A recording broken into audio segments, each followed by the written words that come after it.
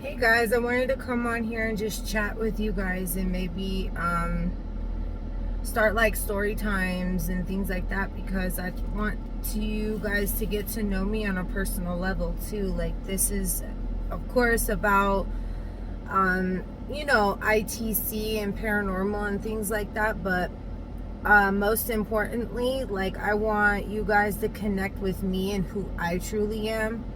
um and if who I am doesn't resonate with you, after some of these story times, then so be it.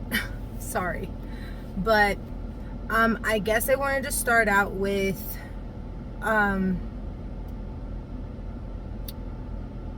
kind of just a rough draft on how I got to where I am right now in my life, because it took some shit to get to where I am. I'm not even gonna lie to you guys.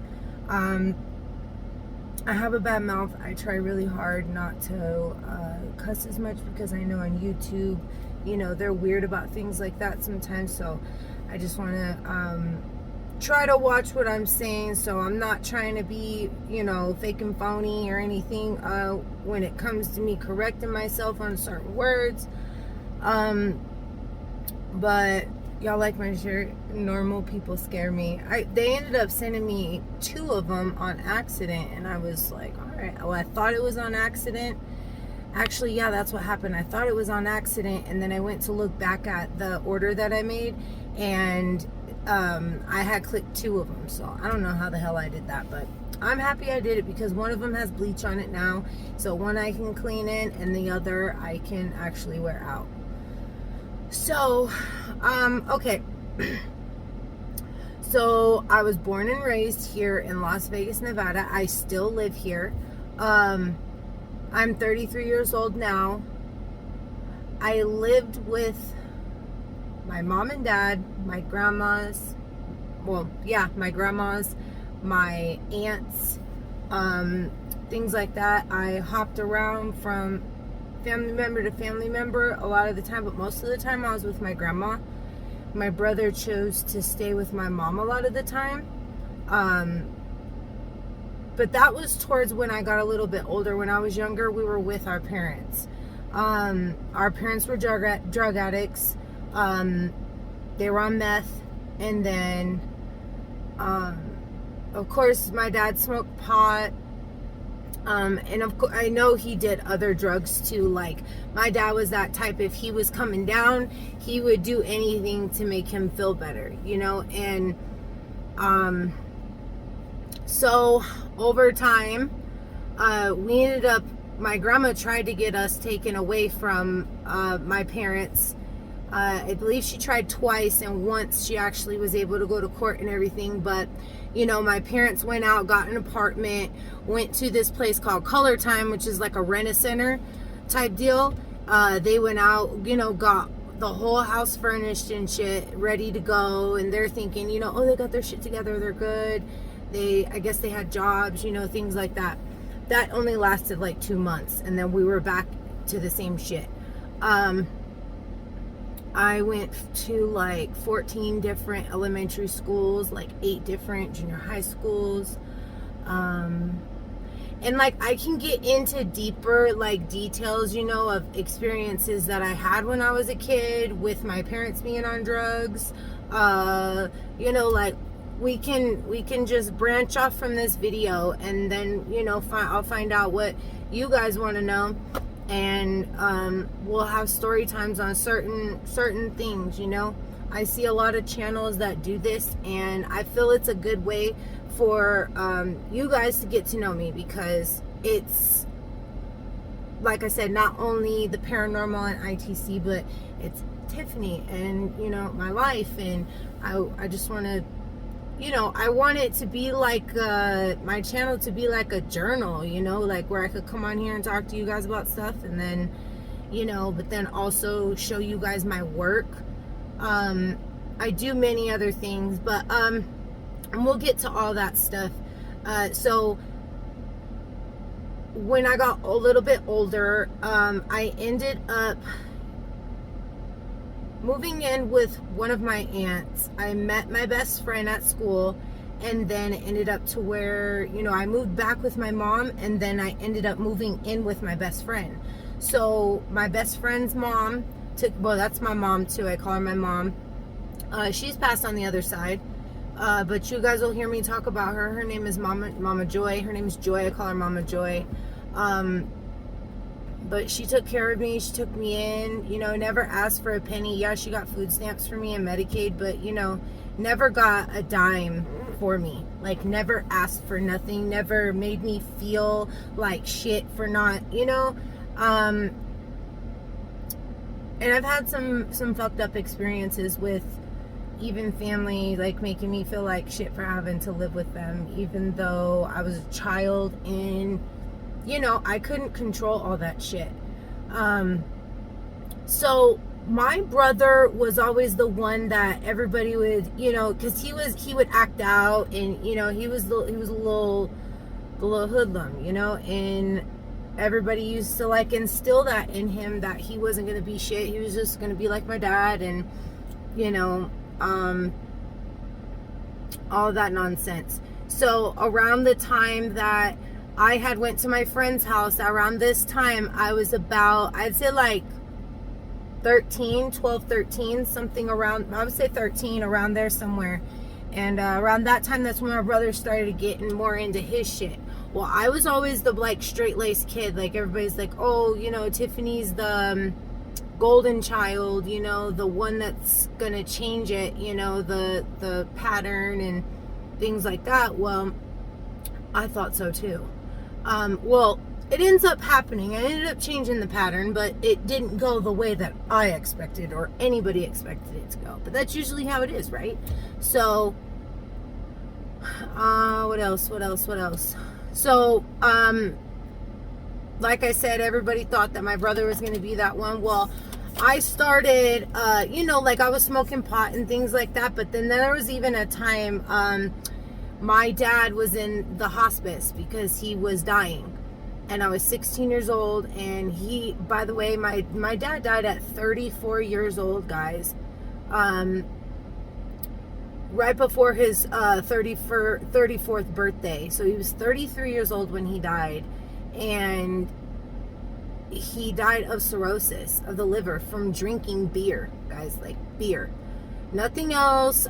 Yeah, the drugs too, you know, but ultimately it was the beer.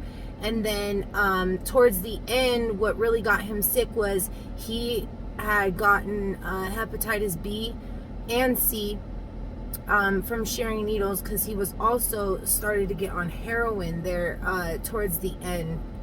The last like couple years, he was going on and off on heroin.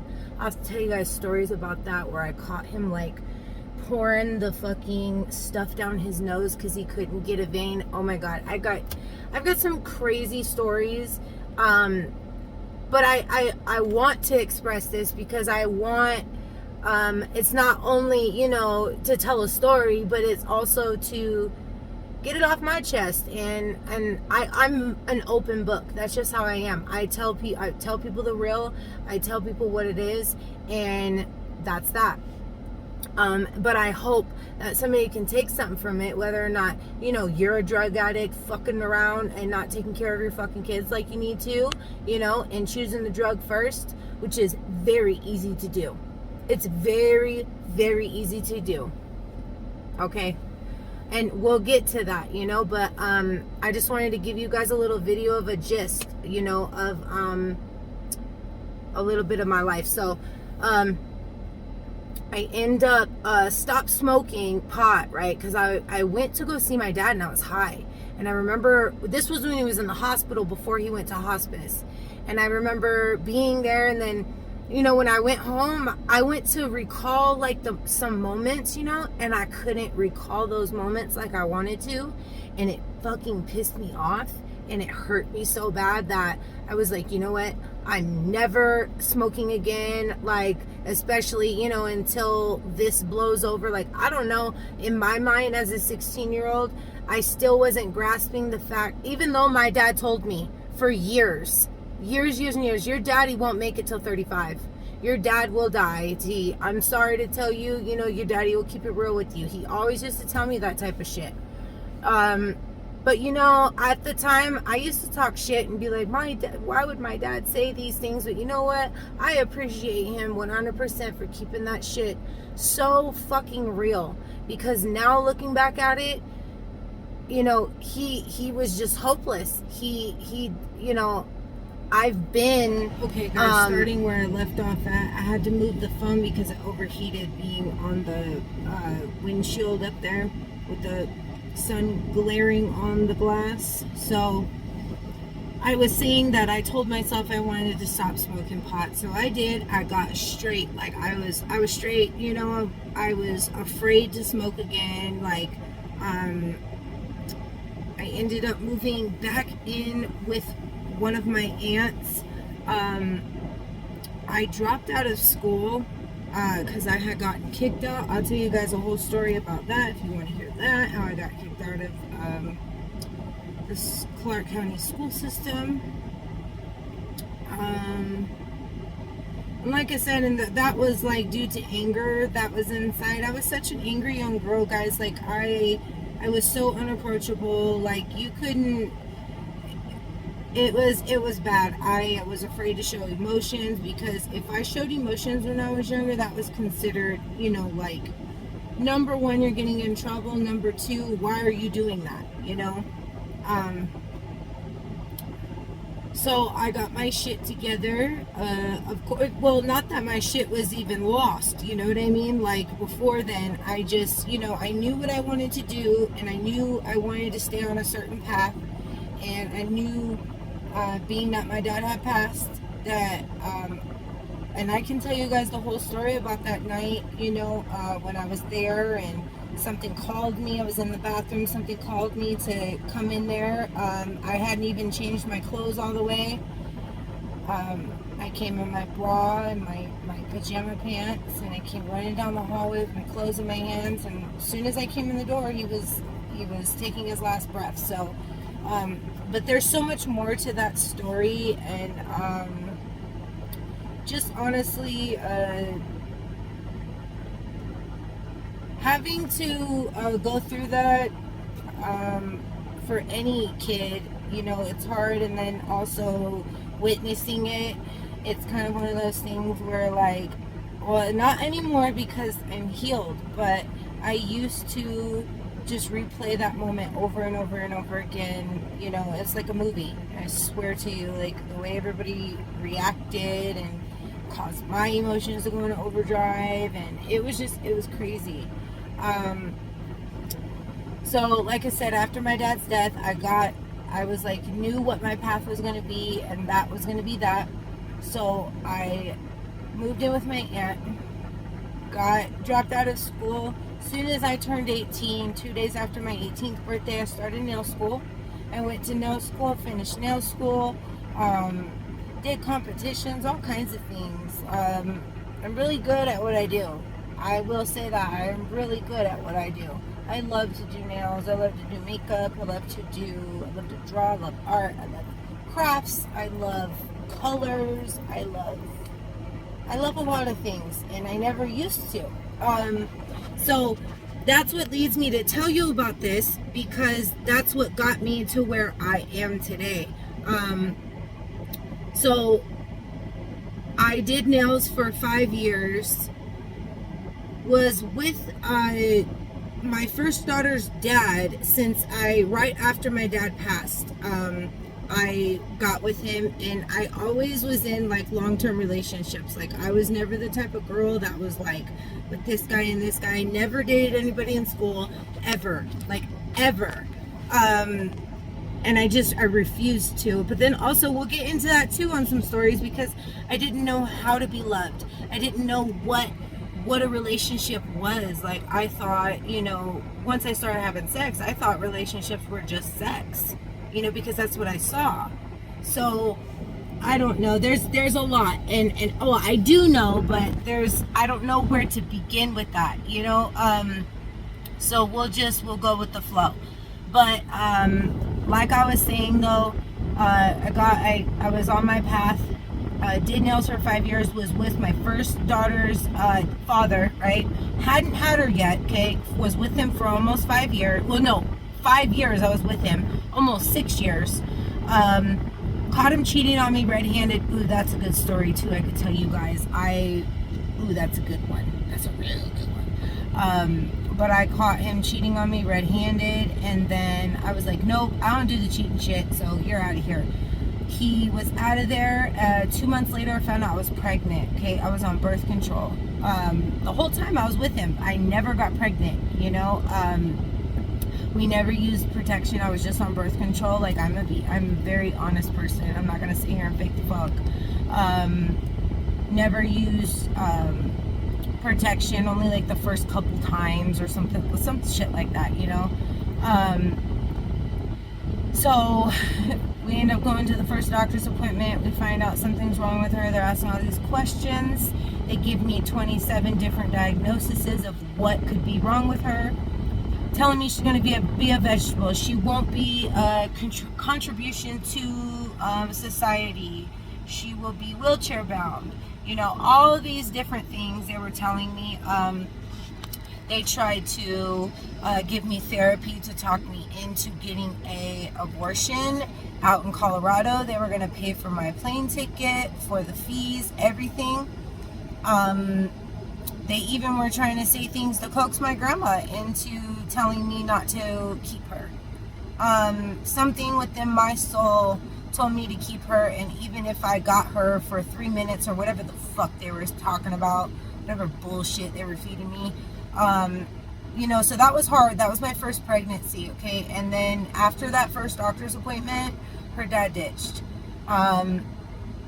You know, I tried to keep in contact, but it was always awkward between, so I got with another guy while I was pregnant. This guy I had already known, and it just the way everything fell. And every time I would get out of like a 5-year relationship or whatever, I would get right back into one like 2 months later, 1 month later, whatever, right? I've just always been that type of person. Like, I can move on very quickly, and I think that comes from my childhood and having to move on and adapt and just deal with the shit, you know. So yeah, so that's how I met my second baby father, when I was pregnant with my first child. Okay. You know, of course I go to the doctors, and you know, I already knew, you know, hey, it's not as no, didn't know that it was his, but then we ended up finding out once the dates, you know, once I got that, once I went to that appointment is what did it, you know. And I didn't tell him, you know, at the time that, you know, I was taking my ex, because I wanted him to be there, because within my heart it was telling me that, you know, it was his, because, you know, I was already 4 months along. That's the problem here. So by the time I had gotten, you know, with the next guy, I was pregnant, but didn't know I was pregnant when I got with him. So it was just a big mess, and it just never worked out, and he still hasn't been in her life till this day. She's 11 years old, guys. She is disabled, and that's what I want to go into too. I want to go into my daughter, how she's doing, what I went through with her, guys. I had to feed her through a tube. She had a trach. I had to change the trach, change the G tube. My first baby. You know, it's not the normal, oh, the stages of crawling, cooing, cawing. I couldn't even hear my baby cry. And then I remember when speech therapy came over for the first time, they covered her little trach, because I was always afraid to. Because they always told me, make sure nothing covers it, you know, besides the caps, the filter caps that you put on.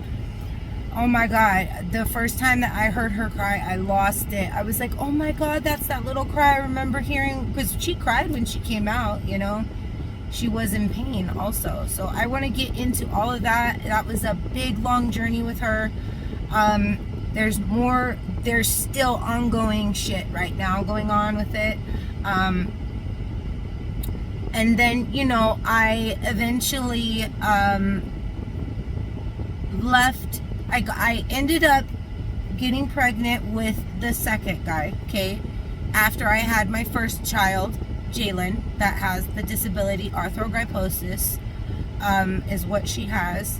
So after the first one, the second guy I had one child with as well. Her name is Jonelle. She's 10 years old now. He's actively in her life, and we can talk about that too. And then my third baby father is the guy that I'm with now. I've been with him almost 10 years. My second baby father, by the way, I was with him for 5 years. The one that I'm with now, I've been with for 10 years. So,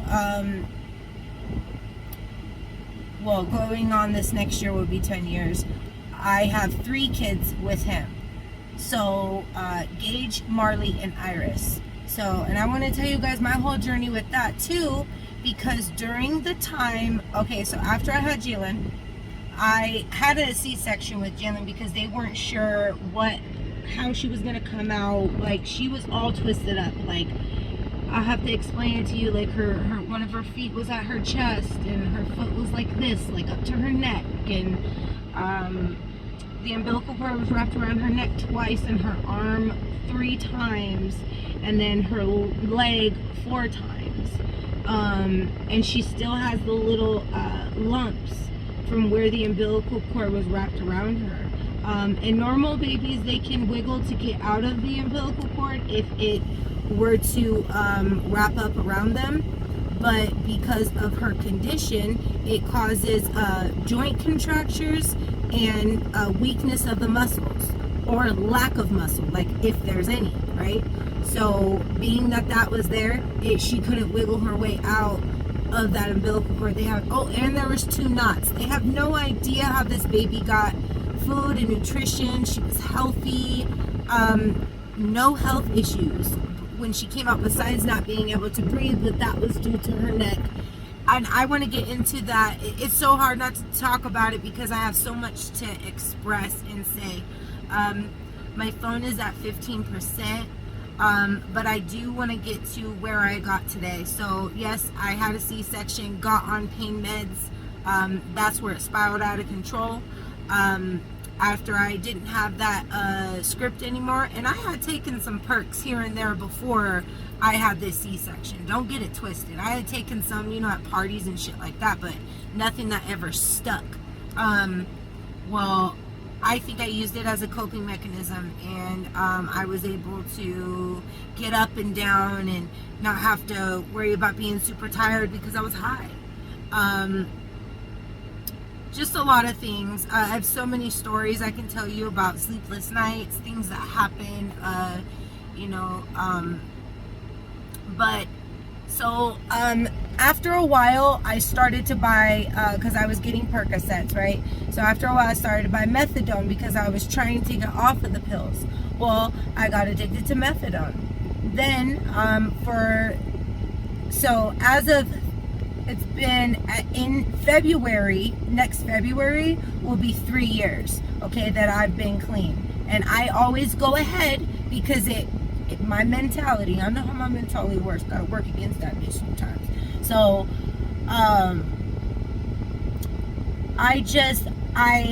for 3 years now, I've been clean, okay? But 2 years prior to that, I had been struggling to get clean and to stay on the right path. I was taking morphines here and there, Suboxone from certain people that were getting Suboxone. I stopped the methadone all in all, and I'll have to tell you about that fucking withdrawal and the pain that comes behind that. That is a painful fucking medicine right there. That is fucking hell. Like, I've gone through the 30 milligram oxy withdrawal, 80 milligram oxy withdrawal. Nothing compares to a methadone withdrawal. So then I wanted help because I lost everything for the umpteenth millionth time, and I can tell you guys so many stories about apartments I got and what happened, what happened in my life to where I fucked up to where we had to get kicked out, my man and all the kids. So it's so funny, my neighbors are just looking at me like who the fuck is she talking to? They're so nosy. They probably think I'm cheating on my man or something. That's how these people are over here, just fucking ugh. So, anyways, I wanted help. I finally reached out to a doctor. I went through that. It took me like 2 months to be able to get into a doctor to ask for help. And I asked for help. And then, what was it? Maybe 2 months after I asked for help, I found out I was pregnant with my 5th child. Okay. And that was a roller coaster too, going through that, trying to stay. Well, I didn't have a hard time trying to stay sober, and I never have had a problem ever since I said, no, this is not what I want anymore.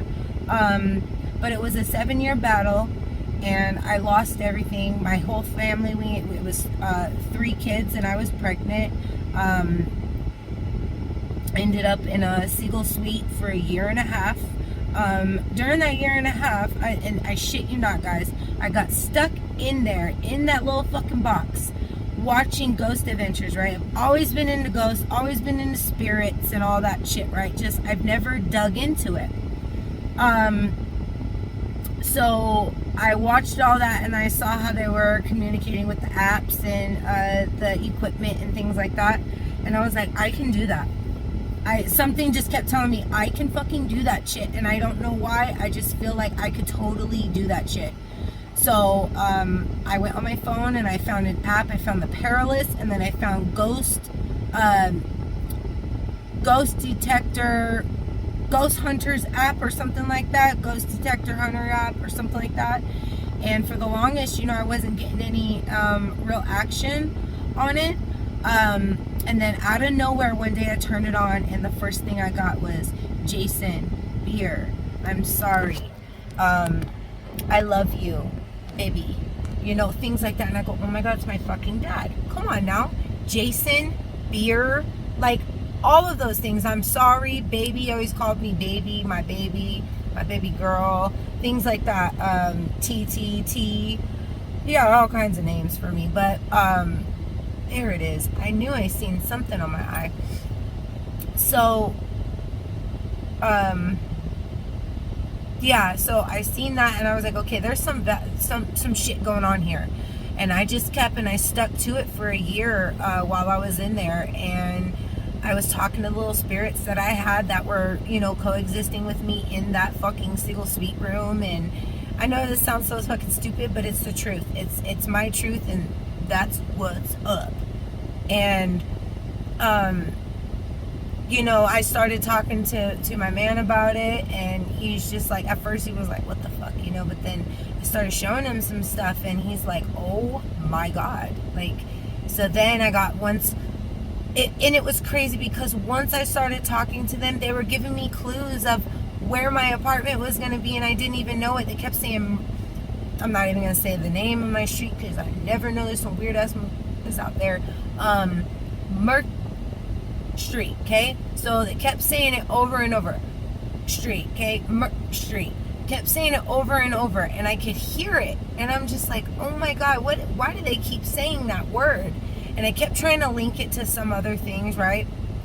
And well, I can say the damn street, because there's so many damn places over here. Mercury, right? So I'm thinking they're talking about the planets. That's why I wanted to tell you guys the names, because I wanted to tell you guys why I thought they were referring to other things, because I was asking questions about the universe and things like that, right? And about where my new place would be. And I had bought all kinds of new stuff for my place. I had been doing so good, because I was on Suboxone, and the doctor had helped me out, got me on Suboxone, and it was just crazy. It was amazing. Didn't find out I was pregnant, though, until after I moved into my new place, okay? I wanted to clarify that real quick. So at this time, I wasn't pregnant. I had my 3 kids. I had my 4 kids. I had just had the 4th. And then I ended up getting pregnant with the 5th once I moved and was sober and everything. And I'll have to tell you guys about my experience with having children with drugs in their system. I want to be transparent. I want to help others that, are going through things like this. That there's a light at the end of the tunnel. And, So yeah, they would just give me such encouraging words and things like that, because I was only using the word generated ones, okay, because I hadn't got a spirit box yet. So I end up finding a place, okay, on Mercury Street, and I'm like, oh my god, that's why they were saying Mercury. Well, I move in here, there's an app and that I had running, and they go, you're not listening, you're pregnant, there's a baby. And then they said Iris right at the end.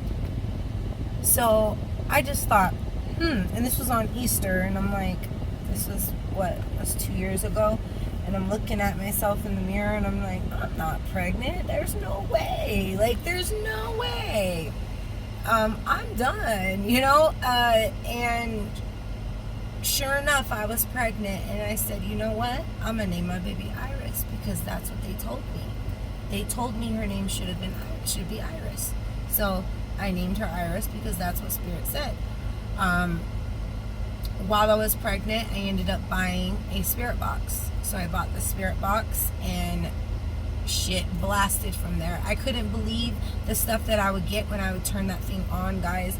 I still can't to this day believe how open they are with me, and I appreciate them so much.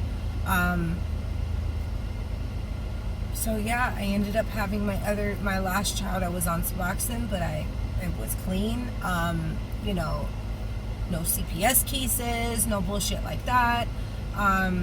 Like I said, I want to be honest and open, and I want you guys to know me for who I am and my journey and my experiences, and hopefully it can aid or help somebody else that's going through their healing from addiction, or you know, just living life. Like, I've been through so much, and I just want to share it with you guys. So I love you guys the most, and my phone's getting ready to die here in a second, so that's all I have for you guys today. Maybe in the bottom in the comments below, maybe you guys can put some suggestions on, because I can't post in the community tab yet. It's not allowing me yet. I got my hopes up. I thought I would be able to once I hit 1,000 subscribers, but that's okay, we'll get there, wherever that goal is for that community tab. So if you guys could just give me any suggestions, and like, I could even write them down and then put them in a hat and just draw from them real quick, you know, and then that'll be the subject that we could talk about, you know. So I love you all. Like I said, I love you the most. See you later. Let me go in here. These neighbors think that I'm cheating on my man, guys. I swear, I can hear their thoughts. It's so weird. Oh, I have telepathy. We'll get to that too. We'll get to that. Bye.